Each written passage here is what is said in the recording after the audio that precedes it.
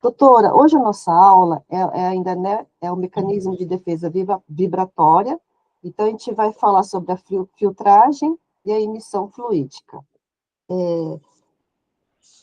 Doutora, antes de iniciar, eu tenho uma pergunta da aula passada, posso perguntar? Na aula, a senhora falou, eu não lembro qual aula que foi, a senhora fala sobre o ectoplasma, né? Assim, igual, a minha mão e meu pé também, antes soavam muito, doutora, só que agora não soa tanto, mas ela fica muito gelada, tanto a mão como o pé. Isso também tem a ver com alguma coisa do ectoplasma? Eu acredito que a produção de ectoplasma no fígado ela era bastante excessiva, aí ela era uma produção distribuída. Aí você sentia todas essas reações, né? Como tivesse um frio. Mas, na verdade, isso tudo tem a ver justamente com os ectoplasmas produzidos no fígado.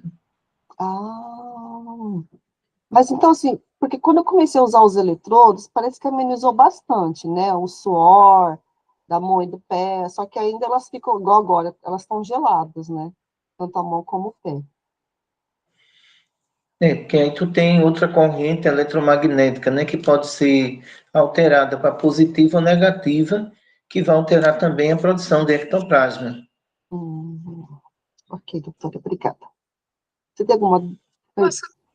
Posso perguntar uma coisa? É porque assim, já falou dessa parte das mãos e dos pés gelados. O diferente para mim, doutora, é que fica uma mão quente e a outra gelada. Quase sempre isso. Ó, por exemplo, agora, a esquerda tá quente e a direita gelada. Mas pode ocorrer, porque a divisão do corpo humano na linha mediana, vocês têm um lado direito e um lado esquerdo. Então, pode haver uma alteração de temperatura ectoplasmática, né? Um aquecimento de um lado e o outro não. Isso é interessante, né? Então é normal.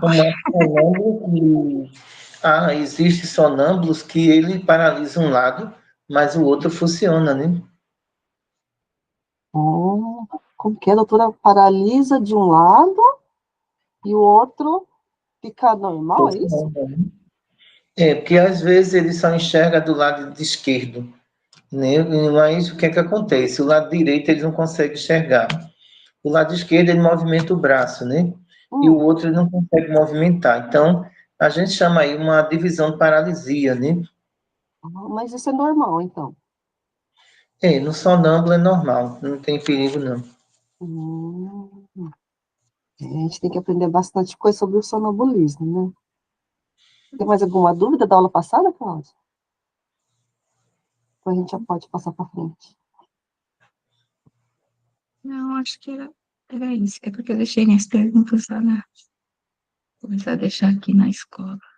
Então, se você não tiver, pode começar sobre a aula de hoje. Tá. Eu queria saber como é essa filtragem, doutora? É a parte que... Essa filtragem, ela era usada muito aqui na emergência e era quando uma pessoa chegava aqui incorporada, não tinha experiência, a gente colocava um médium próximo a essa pessoa que tem experiência e passava o espírito que estava com o paciente para o médium da casa receber esse espírito, já que essa pessoa ela apresentava uma grande fraqueza fluídica, um desgaste fluídico enorme. E alguns, quando esses espíritos tentavam incorporar, ela desmaiava, que era um fator de risco, pela fraqueza, já que praticamente ali existia um acoplamentozinho já começando, né? Então, esse acoplamento era evitado aqui, eu colocando os médicos que têm experiência para fazer isso, livrando o paciente de mais desgaste. Esse desgaste, doutora, o paciente pode vir a desencarnar? Pode sim, porque depende do número de comunicações que ele vai fazer por dia, já que ele não tem condições físicas nem mentais para estar recebendo um espírito atrás do outro. E ele perdeu o controle sobre isso, não está sob o controle dele mais. Porque esse paciente ele não tem conhecimento, ele não sabe como lidar com essa situação. E termina esses pacientes se prejudicando. Entendi. Tudo bem, Cláudio? Posso? Porque ele fala aqui, né? Se o paciente estiver muito encharcado com fluidos negativos. Então, tipo, ele está contaminado, então. Por isso que ele fica assim. Ou está com excesso de fluido negativo, que vai provocar nele tremores labiais, tremores digitais nos dedos, nas pernas, nos braços. Então, indica que essa contaminação já é no sistema nervoso central, né? Entendi. É, doutora, até a respeito Muito da bem. minha dúvida, quando a Cláudia falou do encharcado, né? Essa parte que eu não entendi direito. Quando a senhora fala encharcado, é referente ao perispírito, ao corpo físico ou aos dois? Se refere aos dois, porque a contaminação fluídica, o encharcamento fluídico, que ele sofreu pela presença daquele espírito, vai provocar também dores orgânicas, né? O fígado dói, o coração dói, e esses órgãos, eles ainda estão preservados, mas, no entanto, eles podem chegar ao colapso total devido ao número de comunicações, né, que acontece. Entendi, doutora. Obrigada. Cláudia? Então, doutora, aqui, daí ele fala assim, então, a filtragem consiste na colocação de médios sensitivos, né, próximos ao paciente para que filtrem essas substâncias fluídicas armazenadas no organismo dele. Então, é tipo assim, para ajudar ele a limpar, então, né? Porque eu não permito que paciente que não tem experiência, ele receba a comunicação, né? Porque quando a gente diz receba, é porque ele não tem experiência, ele está sobre um domínio que ele não tem experiência, ele nunca leu uma obra espírita, Uhum. ele não tem nem noção disso. E quando isso acontece, é muito perigoso, né? Porque há espíritos que eles não querem ir embora, que a pessoa não sabe desconcentrar. Então é diferente de um médico que já tem experiência e sabe concentrar e desconcentrar, né? Uhum. Eu tenho que ser por um médium mais experiente, né? Para fazer essa filtragem. Por isso que em reuniões mediúnicas eu não aconselho ninguém a entrar por curiosidade, nem muito menos por indicação, né? Você vai para ali quando você está segura do que você vai fazer, quando você tem experiência do que você vai fazer, porque não é pela dor que você vai para a mediúnica, você vai pela experiência.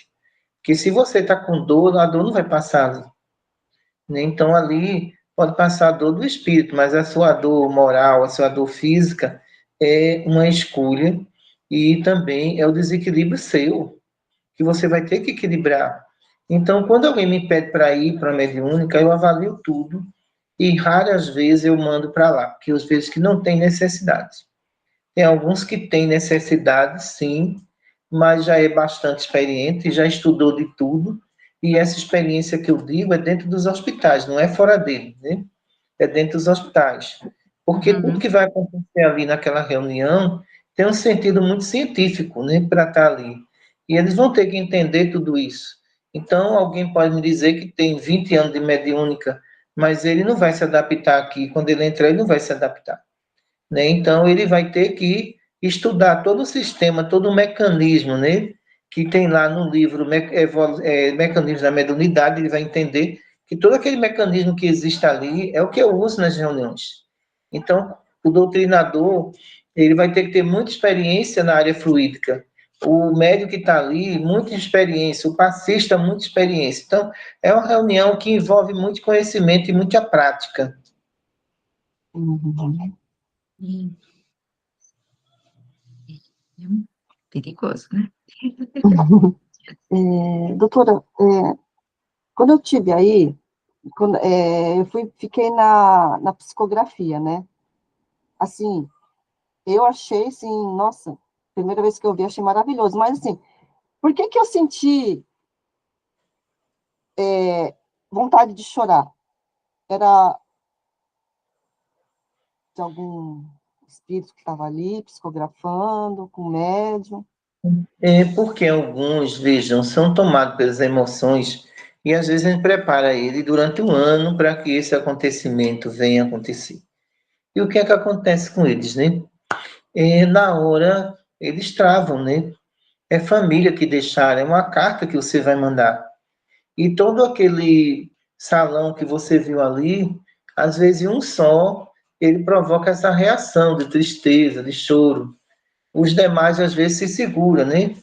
Porque ali também é a despedida para ir embora daqui. Então, são coisas que talvez vocês não entendam, porque não estão aqui.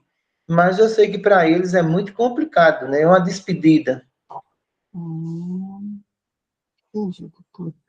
Então, desculpa, Cláudia, eu vou para a minha dúvida. Doutora, eu não sei se teria alguma ligação, mas, assim, a chuva negra, sendo, a gente sabe que são fluidos negativos, né? Em relação aos médios passistas, quando eles vão fazer o passe, eles absorvem esses fluidos da chuva negra, doutora? Eu acho que a questão da chuva negra, ela pode lhe atingir 100% devido à sua condição moral. Ela pode lhe atingir menos, mas não vai deixar de atingir, mas também não vai prejudicar os nossos trabalhos, né?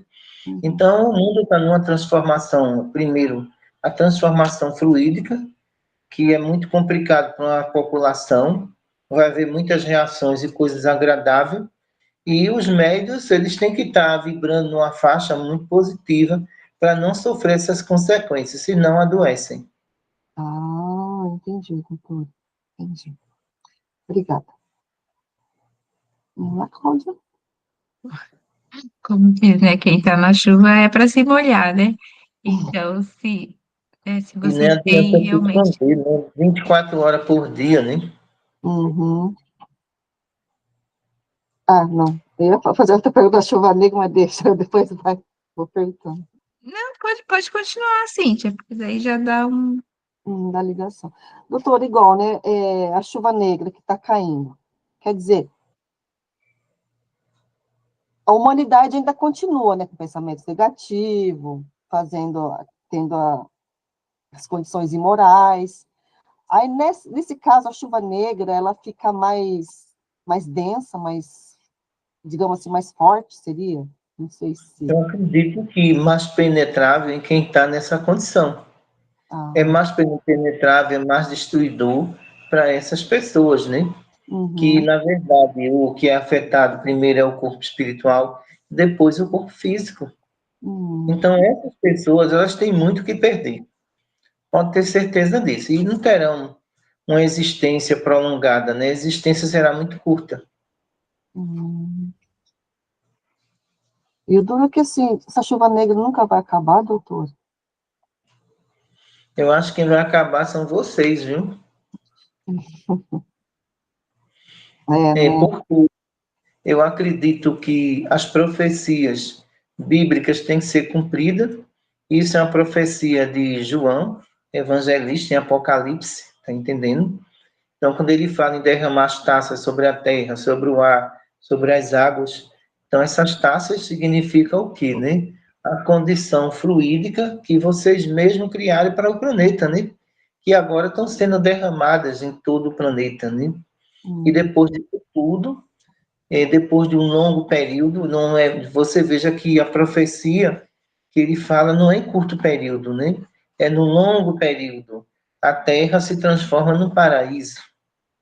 uhum. Eu já li, mas eu não consigo entender, doutora. Para mim é muito difícil entender o que ele fala. Nossa. Assim, doutora, É também, bom que não entenda mesmo, visto que o negócio é sério. imagino. É, ai, Cláudia, desculpa. É só mais uma dúvida em relação da Tudo chuva bem. negra. A senhora fala nas aulas também que a chuva negra, a nossa imunidade está muito baixa, né?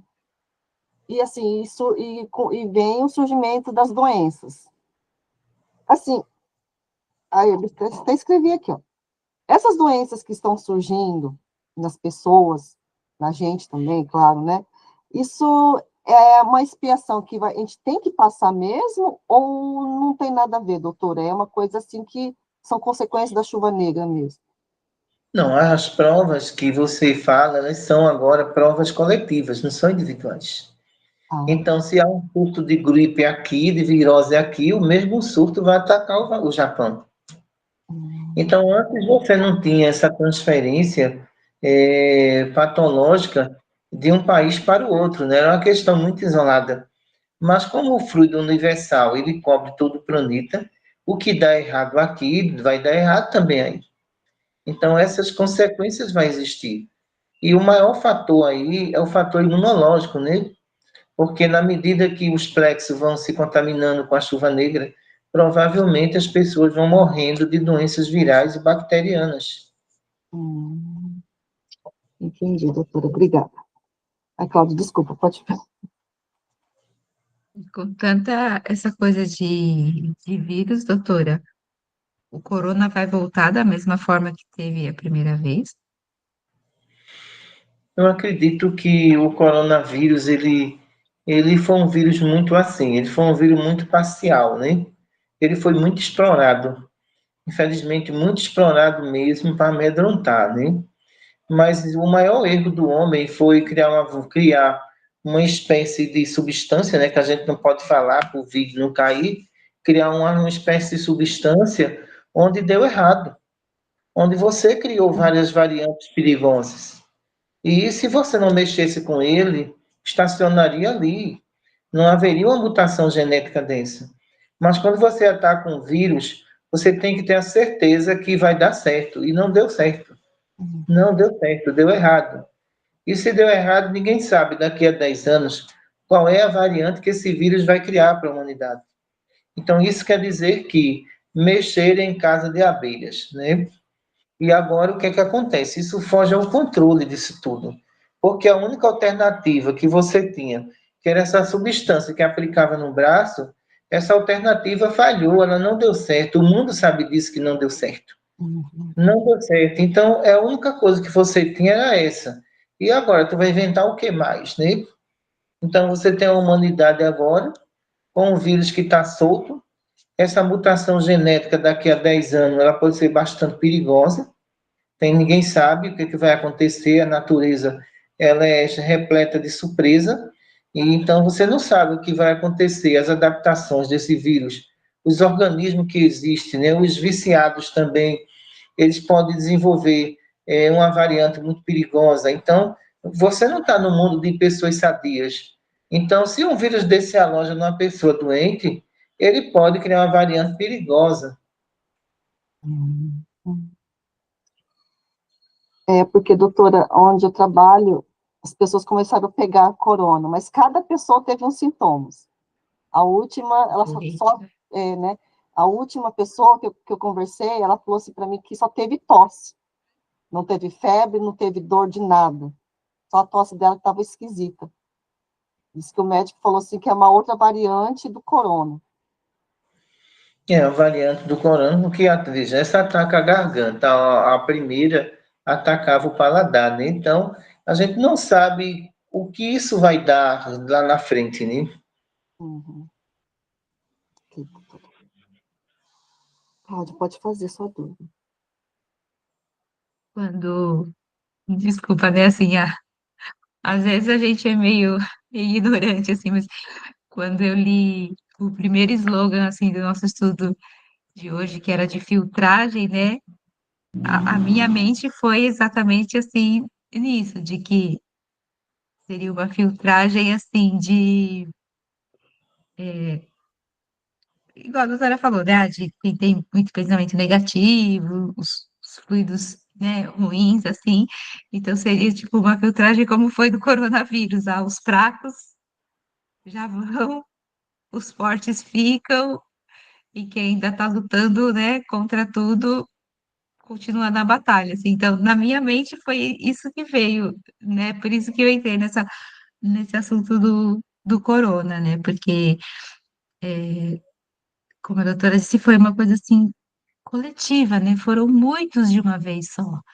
Então, assusta um pouco isso, né? Tipo, como se fosse um movimento de guerra, ou aqui no Japão que tem muito terremoto, tsunami, né? Então, quando eu li assim a parte, a filtragem, nossa, será que tem alguma coisa a ver isso, né? Esse tipo de filtragem que eu imaginei. Por isso que a minha primeira pergunta foi, né, o que seria essa filtragem, né? Imaginei que Olha, fosse eu mais. acredito que no Brasil existe uma estatística que a tuberculose mata mais do que o Covid, entendeu? Mata muito mais do que o Covid aqui no Brasil, a tuberculose. E ela é muito mais perigosa do que o Covid, né? Então, por quê? A desnutrição de muitas crianças, a fome também em adultos. Então, claro, o organismo enfraquecido. Então, esse bacilo ataca os pulmões e leva essas pessoas à morte. Então, se você for medir também a média de pacientes que morrem de câncer, é bem maior do que Covid, pessoal. É Hum, bem maior. Então, isso eu chamo de uma pandemia mundial, que as pessoas fecham os olhos. Mas a quantidade de paciente que morre de câncer é enorme. Então, nós temos aí uma grande quantidade de pessoas que morrem de acidente, de trânsito, tem agora. Sim. Então, a gente jogou a culpa numa coisa onde na estatística, na verdade, tem outras bem piores do que isso. Muito mais piores do que isso, e que ninguém está preocupado com isso, né? Mas se todo mundo se preocupasse com muitos acidentes que acontecem, o número de suicídio que aumentou também, entendeu? Então, quando você coloca tudo isso, o vírus na frente dessa estatística, ele não é nada na frente disso. Então, se alguém começasse de repente divulgar que está morrendo muita gente de tuberculose, todo mundo teria medo do bacilo. uhum, Mas todo mundo divulgou o Covid, mas não divulgou a pneumonia nem a tuberculose. Então, tudo aquilo que é bem divulgado de uma forma estratégica para destruir a humanidade, as pessoas vão se enfraquecendo e elas vão aceitando e elas vão morrendo, né? Achando elas que estão condenadas à pena de morte viral, né? Sim. doutor, isso é verdade. Pede um ponto. Tudo bem, Cíntia. Doutora, é uma dúvida, que me veio, assim, né? Durante o sono, quando somos guiados até os hospitais, né? Se é que estamos indo, né? Assim, é realizada alguma filtragem para que a gente possa entrar nos hospitais espirituais, no plano espiritual? Eu acredito que o que eles utilizam aqui seria o jato asséptico, já que vocês são encarnados, né? Uhum, Tem que ser esterilizados mesmo para poder entrar. Então, jato asséptico, eu acredito que na entrada das câmeras, né? Que tem as câmeras de entrada aqui, onde vocês têm que entrar e se esterilizar para poder ter acesso ao hospital. Caso contrário, vocês não podem entrar, entendeu? ah, Porque tudo aqui que você está vendo é um preparatório para sair daqui para uma colônia espiritual. hum, Então, tudo aqui é baseado já no trabalho que eles vão ter na colônia. Então, como vocês são encarnados, então a preocupação nossa é muito grande para não trazer elementos que venham contaminar as enfermarias.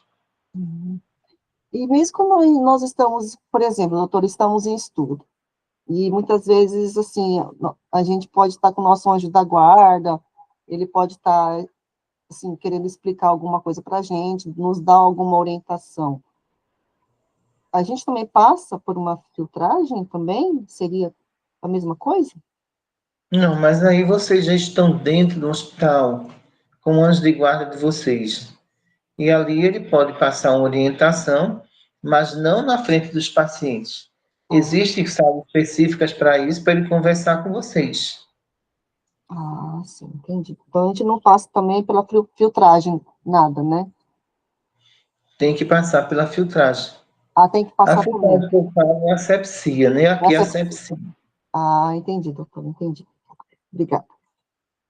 E a gente já passa por tipo, um preparatório, né, doutora, antes de entrar. Não, tem que estar preparado. Se não tiver bem, não entra não, viu? Oh, Eu lembro que todos os dias passava para hum, leitura, depois para o passe, né? uhum. Pode fazer. Tá. Aqui, ai, cadê? A parte de emissão. É, tá. Ah, não, essa parte que ele fala assim, nesses casos, os fluidos dispersivos aplicados sobre o paciente são insuficientes para retirar a alta contaminação. Aí, doutora, o que se faz nessa fase, se você não consegue? Olha, a gente vai avaliar que o paciente chegou, sente, existe uma contaminação no espírito presente, e o passe não vai resolver isso. O que vai resolver isso é a transferência desse espírito que está contaminando o paciente para o campo magnético de um médico experiente. E Uhum, isso vai resolver, né? Então, a ciência espírita, ela nos mostra, a ciência dos fluidos, ela é infinita. Você vai morrer e nascer e você não aprende essa ciência, né? Só os espíritos celestes que dominam a ciência fluídica, né? Nós que estamos aqui apenas conhecemos uma parcela. Eles conhecem o universo inteiro, é diferente. As uhum, qualidades de fluidos que existem, né, as galáxias que existem, os planetas, então já são espíritos que estão lá no topo de Deus. A gente não está nessa condição ainda. Então, tudo que a gente conhece é dentro do limite da evolução de cada um, né? uhum. É, doutora, minha dúvida é assim, nós que estamos fora, né, do Brasil, né, muitas vezes nós temos um irmão no campo, né, aí ou a senhora, ou o doutor Ricardo, vem ao socorro desses irmãos.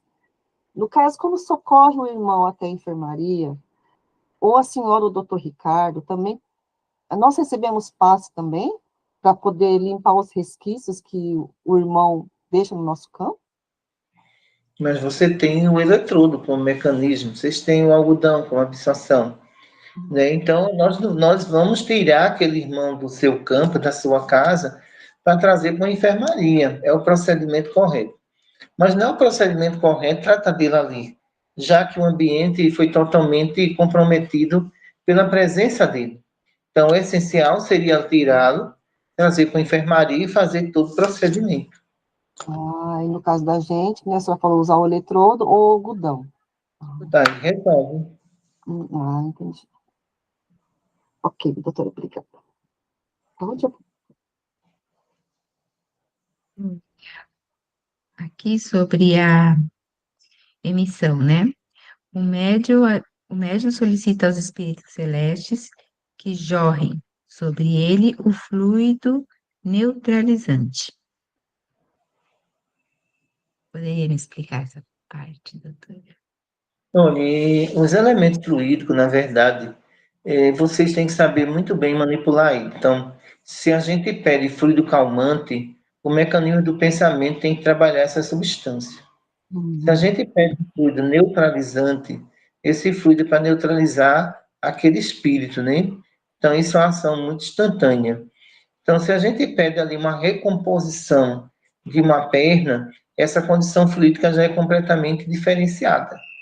Então, para a gente entender que para cada patologia existe uma substância fluídica ali. Se eu peço fluido coagulante, é porque eu estou vendo que aquele irmão está no processo hemorrágico, né? Então, o processo hemorrágico existe por causa da materialização dele, está muito materializado. uhum. É, tudo bem, Cláudia? Ah, então, para cada patologia é diferente, né? Para cada patologia é um fluido diferente, né? Por isso que Dr. André Luiz, nas suas obras, ele diz que existem condições de técnicas de passe que, se ele explicasse, ninguém ia entender. Hum, Está entendendo? Então, ele fala sobre isso. Então, ele tem toda a razão, porque existem condições de tratamentos que vocês não vão entender. Então, nós somos criticados pelo movimento espírita porque usamos um algodão. Ora, para limpar uma ferida, você usa o quê? Só água? Você não usa gases? Você não usa um algodão? Então, o algodão, ele não produz energia eletrostática? Então, ora, então aí a gente está mergulhado na ciência. Se ele produz energia eletrostática, então significa também que ele pode absorver o eletromagnetismo negativo para evitar que essa contaminação chegue até as camadas perispirituais do médium. O movimento espírita ele não entende isso de jeito nenhum. Então, a gente já tem aparelhos aí, para aparelhos eletromagnéticos que estão usando em clínica para pessoas que estão com depressão. Esses aparelhos é para reativar o sistema nervoso central. Então, essas pessoas estão erradas? Essas pessoas estão passando por cima de Kardec? Não estão, pessoal. Agora, quando você tem o espiritismo, que ele é baseado apenas na religião e na filosofia, que eu não estou desclassificando nem a religião nem na filosofia, são importantes. Mas sem a ciência, é muito difícil você explicar filosofia e explicar religião. Então, a ciência ela é a base do progresso, do espiritismo para a humanidade. Então, por isso que a gente diz que o espiritismo sem ciência ele se torna incompleto, né? Muito obrigada. Doutora, durante eu estava estudando, aí me veio uma outra dúvida. Era para eu ter colocado essa pergunta junto, mas eu acabei, agora que eu vi que tem essa pergunta referente também à chuva negra. Aí eu fiquei pensando, né, na hora do nascimento de uma criança, né? Como que fica nesse caso, doutora? Tem alguma proteção contra a chuva negra para não afetar o espírito que vai... Não diria no nascimento, eu diria já no estado de fecundação, vai depender muito da condição moral da gestante. Da gestante. Da gestante. Então, ela pode ter uma condição moral não muito boa e pode comprometer até a criança e não desenvolver e acontecer aborto espontâneo. Ah, Muitas mulheres estão com dificuldade de engravidar também, né? Mas no caso, Então, doutora... já tem um processo de contaminação de genético controlando a reprodução no planeta, né? Sim. Mas no caso, se a condição da gestante é boa, né? Mas o espírito que vai reencarnar, não. Aí a chuva negra também... Ele vai sentir os efeitos após sair do ventre da mãe, ele vai sentir os efeitos, né? Então, a saúde vai ser comprometida, o psicológico vai ser comprometido, então, se torna mais difícil para esses espíritos, porque mesmo ali como criança, mas a vibração dele ali não é uma vibração boa, né? Então, ali existe armazenamento de memória de crimes praticados em vidas passadas, de tortura. Então, esse espírito vai sentir o peso realmente da chuva negra, né? Nossa, doutora. Entendi. Obrigada. Vamos lá, Cláudia.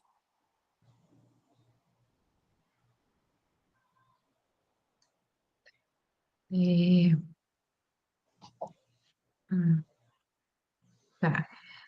É, eu não tinha terminado de ler, mas ele fala, né, quando sobre o fluido neutralizante, aí, cuja potencialidade consegue inibir todas as ações negativas emitidas pelos irmãos desencarnados, principalmente aqueles que são perseguidores da doutrina espírita.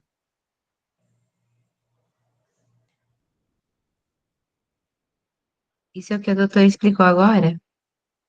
É isso mesmo. Então, eu acho que a transição nem começou a piorar esse planeta, né? Ainda vem coisas piores. Isso é apenas o início, né? De tudo que vocês estão vendo aí, é um ensaio das piores situações. E aquele que resistir até o fim será salvo, segundo Jesus, isso é uma profecia. O que a gente pode esperar da humanidade que não conhece a lei de amor? Onde os fracos são esmagados sem defesa.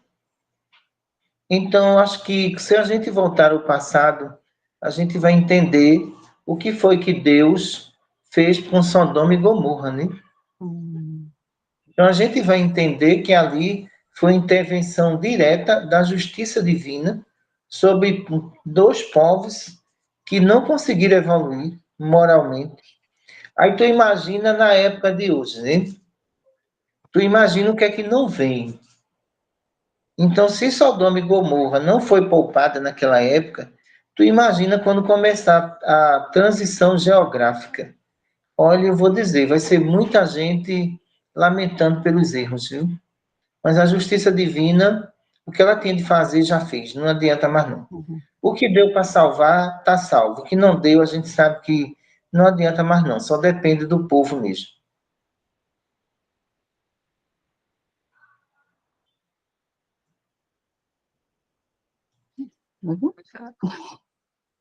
Já estava falando ter essa pergunta, assim, essa pergunta a respeito da... Ai, cadê onde eu deixei? Tá aqui, a transformação geográfica que você estava falando, né?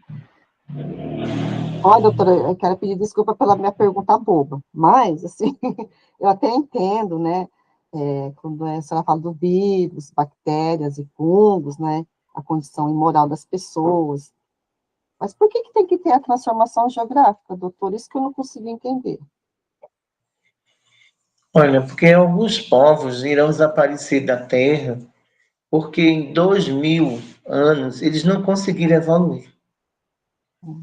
Então, esses povos que, infelizmente, escravizaram as mulheres, estupraram crianças, esses povos não vão existir mais. São determinações da justiça divina, passou o tempo dele. A grande batalha vai ser do bem contra o mal, e essa batalha não é espiritual, essa batalha é de seres humanos que terão que se defender para preservar a sua raça e preservar a sua família. Isso é uma grande verdade. Não vamos fugir disso, né? Então, acho que essas grandes batalhas já começou, tá entendendo? E o que a gente espera disso, infelizmente, né, é muito sofrimento, tanto de um lado como do outro. Mas a transformação geográfica, ela é necessária, sim. Ela é necessária, porque não adianta você investir num país onde você vê crianças sendo assassinadas. São reencarnações perdidas. Não adianta você pedir para uma mulher reencarnar no Paquistão, Cazaquistão, entre Irã e Iraque, e essa mulher virar escrava sexual do próprio homem. Então, veja o tempo que passou, da época de Moisés até hoje, esses povos não conseguiram evoluir. Essa é a realidade. Continua ainda no mesmo sistema. Então, dentro de uma transição planetária, esses povos deixarão de existir. Terremotos, tsunamis, entendeu? Queda de meteoros, doenças epidêmicas naquelas áreas. Tudo isso vão dizimar totalmente povos que não conseguiram evoluir. Então, acredito que quando Jesus falou em separar o joio do trigo, ele disse isso bem claro, está entendendo? Quando Jesus disse que quando o Filho do Homem viesse, ele ia separar os bodes das ovelhas, ele falou sobre transição planetária. Só que a Terra sempre passou por transição. Mas essa agora é a última, pessoal, é a última transição. Vocês não vão ter mais transição nenhuma. Vocês vão ter o pior das situações para ter o melhor lá na frente, que poderão desfrutar disso ou não. E assim, doutora, eu ouvi falar que aqui no Japão está tendo muito ataque de ursos também. Isso também está nisso também na transformação do mundo? Eu acredito que os animais, na verdade, né, com a chuva negra, eles podem mudar o comportamento emocional para agressividade. Esses animais aquáticos, né, ou terrestres, eles vão atacar seres humanos. Eles vão atacar, porque há um descontrole total energético no planeta Terra em todas as partes. Então, significa que esses animais eles vão ser afetados. E muitas pessoas poderão perder sua existência, né? É o que está acontecendo, doutora. aumentou muito, né, os ursos, e eles começaram a atacar as pessoas. Eles estão vindo para o centro, né, estão saindo do lugar do habitat deles, estão vindo para a cidade, né. Aqui ainda é tudo Olha, bem, onde eu moro, aqui ainda é tudo normal. se por acaso esses animais eles estão saindo da floresta, alguma coisa tem de errado na floresta, Hum. que estão se refugiando na cidade, né? Então alguma Dando coisa tem de comida. errado. Então, Ah, comida também, a falta de comida seria o primeiro fator também, né? Então a gente sabe que as forças eletromagnéticas dos seres humanos afetam os animais e tornam eles mais violentos. E essas forças elas são muito negativas, elas não são positivas. ah, teve pessoas que morreram mesmo com o ataque desses ursos. E eles estão vendo o que, que pode fazer, né? Os ursos não atacar as pessoas, né? Agora não sei como que eles vão chegar a um acordo, né? O que, que eles vão fazer, né? Então, não sei. Quando uma espécie ela ataca o ser humano, ela se torna viciosa. Essa espécie tem que ser reduzida, tá Uhum, entendendo? Tem que ser reduzida na natureza, principalmente as que atacam o ser humano. Então, significa que ele se habituou. Aqui tem uma teoria no Nordeste que essa na minha área, né? Essa área geográfica de oceanos é com a doutora Ellie, que diz que o tubarão, ele quando dá a mordida, ele solta aqui, porque ele diz é carne humana. Olha, essa teoria não existe.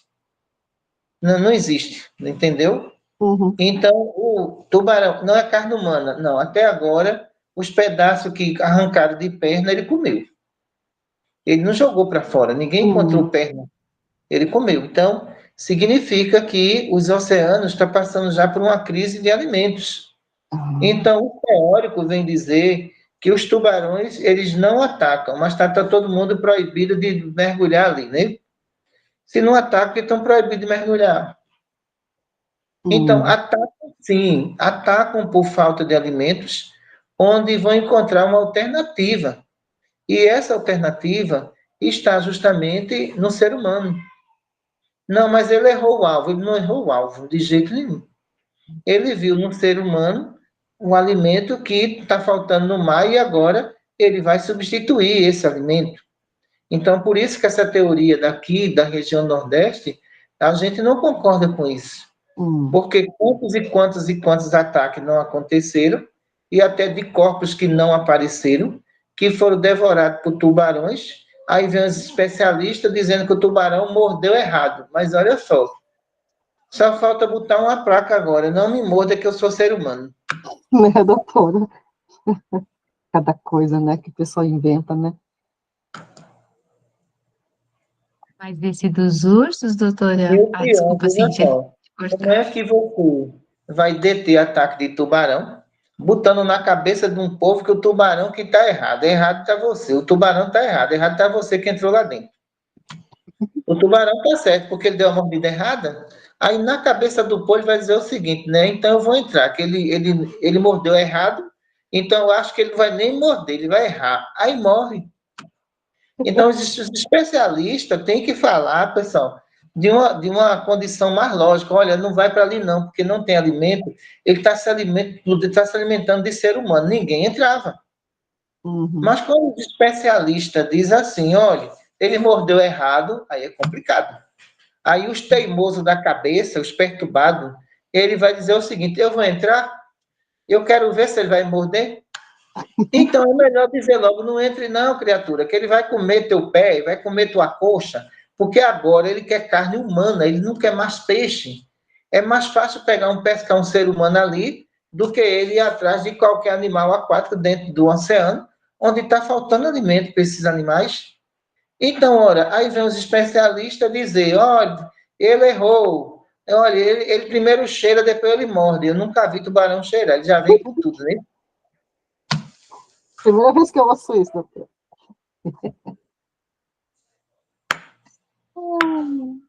Então, doutora, essa parte que a Cíntia estava comentando dos ursos, né? Então, agora é assim, no começo da semana era só assim, vinha um ou outro e Uhum. sozinhos, né? Mas agora já tá vindo assim urso com a família, sabe? Com os filhotes. Uhum. Então, É por isso verdade, é. que é falta de comida mesmo, assim. Lógico, tem essa parte, né?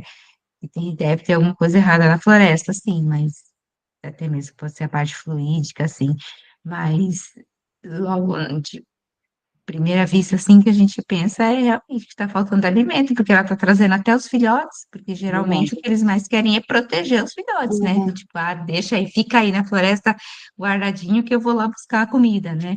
E não, e agora elas estão descendo a montanha até com os filhotes. Uhum. Isso é verdade. Você veja que alguns cavalos que vivem soltos aqui na área, que eu fico olhando, os cavalos deixaram de comer capim para comer lixo. Olha que mudança. Veja que mudança. Quer dizer, o lixo exposto ali, o cavalo não quer mais o capim. Ele encontrou o sabor do lixo, da comida que foi jogada ali. Então, quem é a culpa disso? É do cavalo? É do ser humano. É do ser humano, porque nunca cavalo comeu comida Uhum. doméstica. Os cavalos estão comendo comida doméstica. Então, os tubarões estão comendo gente. E agora a culpa é do tubarão? Não, a culpa são das pessoas. Uhum. Entendendo? Então, o que a gente vê na natureza é que houve um desequilíbrio causado pelo ser humano. E esse desequilíbrio dos ursos estar invadindo cidades no Japão é justamente a comida. Então, se na floresta ele não encontra nada disso, pelo olfato, ele vai ser atraído para aquela cidade. Ele vai sentir o cheiro, Sim.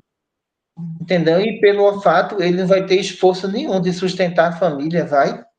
Ele não vai precisar caçar, ele Uhum. vai encontrar uma caça fácil, né? Nossa, doutora, não é fácil, não. Cláudia, bom, tem alguma? Eu, acho que as minhas perguntas acabaram. Tá Aqui bom.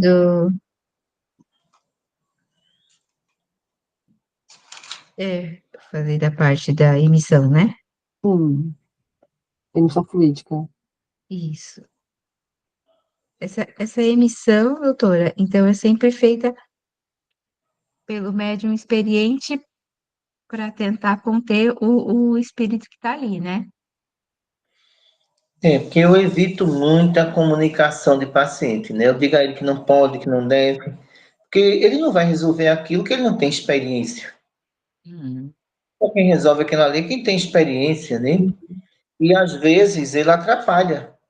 Ele atrapalha quando ele incorpora, o paciente atrapalha. Porque ele pensa que vai ajudar aquele espírito, mas ele não está ajudando. Está entendendo? Porque o mesmo espírito daqui a uma semana volta de novo. E Uhum. que história foi essa? Quem tratou quem, né? Então, fica uma situação muito complicada que eu digo logo ali, pare com comunicação, não dá certo não. Chame seu anjo de guarda, pense nele, que eu acho que é a melhor forma que a gente tem de tratar, viu? Uhum. Isso é verdade, doutora. Entendi. Doutora, tudo bem? Calma, pode ir? Não só? Uhum. Eu estava assistindo a aula do CME de 2015. Silvandir comenta, né, assim, a respeito, né, do senhor Valdo Vieira, né, assim, desculpa perguntar, doutora, mas, claro, se a senhora puder responder. Ele conhecendo o espiritismo, sabendo, né, de que cada ação existe uma reação, né? Por que ele quis seguir um caminho tão diferente de Chico, sabendo de tudo sobre a doutrina espírita? Saber uma coisa, ter evolução é outra, né, Cíntia? Ah, Então, acredito que mediunidade não é saber, não é conhecimento, é evolução. hum, Você pode não entender nada, mas você tem evolução, você vai entender o seu compromisso. E talvez esse senhor, ele não entendeu o compromisso dele, né? Ele quis fazer o modo dele, é diferente. E Francisco Cândido Xavier não poderia acompanhar o modo dele. Ele tinha um compromisso. O outro tinha o mesmo compromisso, mas seguiu estradas completamente diferentes. Então a gente vai encontrar isso também em alguns hospitais, que alguns médicos querem que eu pense como ele pensa. Não tem como fazer isso. hum, Eles vão ter que seguir o caminho deles e eu vou ter que seguir o meu caminho. mas geralmente o caminho que ele vai seguir deu errado. Uhum. Então, se deu errado, porque esses médios estavam errados. Se eu continuei na mesma marcha, na mesma direção, eu estava certo do que eu estava fazendo. Uhum. E o que acontece muitas vezes, você está ao lado de um Francisco Cândido Xavier, né? Uma pessoa que não tem interesse em nada, só tem interesse no espiritismo, o outro talvez tenha interesses opostos, e Uhum. da disse, não, eu não vou concordar com você, você tem que concordar comigo. Então, foi que Chico disse, você vai seguir o seu caminho, eu vou seguir o meu. Uhum. Não pense que conhecimento é sem evolução, vai levar a média à elevação, não, de jeito nenhum. Primeiro vem a evolução, depois vem o conhecimento. Porque quantos homens cultos, eles não erram? Olha, Uhum. são cultos, mas eles erraram. Por quê? São pessoas que adquiriram conhecimento, mas não têm evolução para administrar esse conhecimento. Então, quando deram o poder a Herodes, o que Herodes chegou para Jesus e disse assim para ele, né? Eu tenho um poder sobre você. E Jesus disse para ele, você não tem nenhum poder sobre mim. Jesus disse isso. Poder sobre mim você não tem. Você é rei. Porque meu pai assim quis que você fosse rei. Mas você não tem poder sobre mim. Então Jesus disse corretíssimo. Só quem tinha poder sobre Jesus era Deus, que administra os espíritos celestes. Mas Herodes, ele não tinha poder nenhum sobre Jesus. Entendeu? Então, por isso que a gente observa que Francisco Cândido Xavier foi muito. Ele sofreu uma grande decepção com esse senhor. Eu até comecei a administrar o Maria Cláudia e eu vi que ele criticava muito Francisco Cândido Xavier e eu pedi para fazer um vídeo para combatê-lo. E eu fiz esse vídeo, sim. Né? Então, eu acho que ele se perdeu no caminho, no final da existência, achando que o conhecimento dele estava acima das ideias dos espíritos. Esse foi o grande problema. Uhum. Obrigada, doutora, pela resposta. Cláudia, tudo bem? Tudo bem. Sim? As minhas perguntas acabaram. Tá. Doutora, então, assim, eu vou fazer minha última pergunta, falta 4 minutos. É assim, eu peço desculpa de novo, é uma pergunta muito boba, mas eu preciso perguntar. Faz tempo que eu estou com vontade de fazer essa pergunta para a senhora. É assim, quando nós fazemos uma oração ao anjo da guarda, ou de um encarnado ou desencarnado, eu fico imaginando assim, a oração são fluidos positivos, né? Como que o anjo da guarda, assim, nós fazemos a oração, tudo, como que ele, assim, são fluidos que ele pega e leva até a pessoa, ou até o... Doutora, eu fiquei tão, assim, curiosa para saber como que é esse levar os fluidos da oração. Como... Eu acredito que tanto o anjo de guarda seu como da pessoa que você vai orar, essa transmissão é feita por eles, né? Feita por eles, porque a prece é para ajudar, a prece é para acalmar.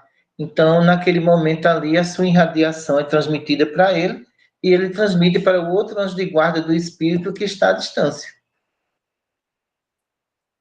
Mas, então, assim, como que ele transporta? É isso que eu queria entender, assim, esses... Ele transporta pelo veículo do pensamento, Pelo que é a veículo força. Então, na hora que você está orando, vamos dizer que ali várias partículas ela sendo jogada no ambiente, e o anjo de guarda aumenta a luminosidade dele, pensa na pessoa necessitada e no anjo de guarda da pessoa, isso chega até ele, né? Eu ficava imaginando que ele levava assim, doutor, desculpa, né? Ai, doutor, Sim, não leva fluido dentro do balde, não, viu? ai, doutor, Eu não desculpa. estava pensando que ele jogava o balde e jogava o fluido lá, pelo amor de Deus. Ai, doutor, por isso que eu tinha que perguntar para a senhora, porque eu imaginava que... Pelo menos acabou com esse negócio de balde aí. Balde de fluido agora. Ai, doutor, obrigada. Agora me esclareceu mesmo. Obrigada. Obrigada, doutor. Acabaram minhas perguntas também. Obrigada. Tá tem alguma coisa para falar? Tem 2 minutos. Não, vamos encerrar, que eu tenho uma reunião daqui a pouco ali com o setor de segurança. Tá bom, doutor. Obrigada. Ui.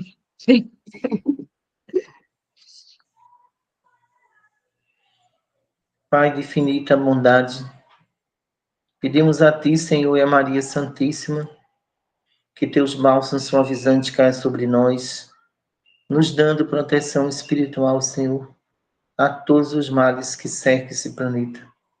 Em Teu nome, Jesus, damos por encerrado o nosso estudo. Fiquem com Deus. Que assim seja. Assim seja. Obrigada, doutora, pela aula de hoje. Obrigada. Obrigada pela paciência também. Até a nossa próxima aula. Assim seja. É assim.